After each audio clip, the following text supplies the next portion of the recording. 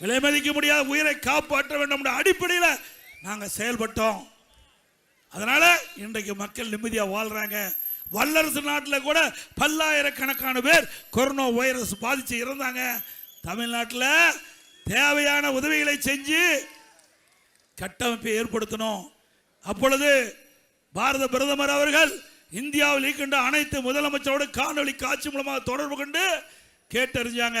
ஒவ்வொரு மாநிலத்திலும் corona virus பரவலை எப்படி தடுக்கிறீங்க, என்னென்ன நடவடிக்கை எடுக்கிறீங்க அப்படின்னு கேட்டார். அப்பொழுது தமிழ்நாட்டின் சார்பாக நான் தெளிவாக கருத்தை சொன்னேன்.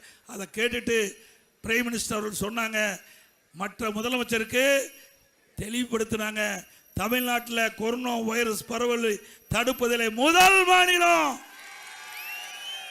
அதை பின்பற்றுங்கள், தமிழ்நாட்டை பின்பற்றுங்கள். அந்த அளவுக்கு சிறப்பான திறமையான ஆட்சியை தமிழ்நாட்டுக்கு கொடுத்தோம் அதிமுக அரசாங்கம்.